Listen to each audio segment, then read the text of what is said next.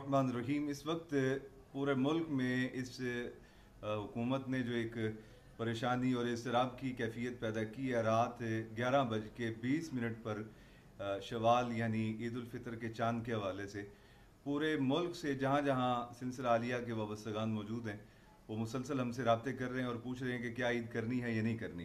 तो मैं इस हवाले से सिर्फ इतना अर्ज़ करूँगा कि हम अपने अकाबिरीन उलमा और मशाइख के हुक्म के ताबे हैं। इस वक्त तकरीबन कराची में भी, फैसलाबाद में भी, सुंदर शरीफ में भी और इसी तरह लाहौर में भी अकाबिर उलमा और मशाइख के इजलास जारी हैं चांद की रोयत के शरई फैसला के हवाले से जो कुरान और सुन्नत के मुताबिक होगा। तो इंशाअल्लाह ताला जैसे हमारे अकाबिर हुक्म फरमाएंगे इंशाअल्लाह हम उस पर अमल करेंगे। अगर वो कहेंगे कि सुबह ईद बरोज़ जुमेरात को करनी है तो हम ईद करेंगे, और अगर उन्होंने फरमाया कि ईद जुमातुल मुबारक को होगी तो इंशाअल्लाह हम पूरे मुल्क में अपने संगियों को पैगाम देते हैं कि इंशाअल्लाह अकाबिरीन के फैसला के मुताबिक जुमातुल मुबारक को ही ईद होगी। जो हुक्म फरमाएंगे उस पर अमल किया जाएगा।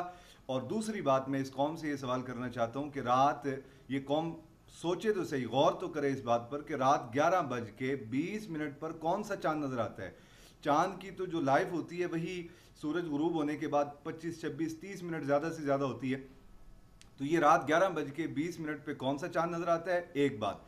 और दूसरा सवाल ये कौम सोचे और हुक्मरानों से करे कि अगर इन्होंने चांद चढ़ा दिया है जैसा कि हमें इतलात मौसूल हो रही थी, तो इस गलत फैसले पर 22 करोड़ अवाम, 22 करोड़ मुसलमानों के रोज़े का कफ़ारा मौजूदा हुकूमत देगी या फैसला करने वाले देंगे या कौम खुद अपने कफ़ारे अदा करेगी। इस हवाले से सोच लें। इंशाअल्लाह ताला हमारे अकाबिर जो हुक्म देंगे उसी के मुताबिक अगर कहा जुमेरात को ईद होगी तो जुमेरात को करेंगे, और अगर जुमातुल मुबारक का हुक्म दिया तो जुमातुल मुबारक को ही इंशाअल्लाह ताला ईद उल फितर की नमाज़ पढ़ाएंगे। अस्सलामु अलैकुम वरहमतुल्लाहि वबरकातुहू।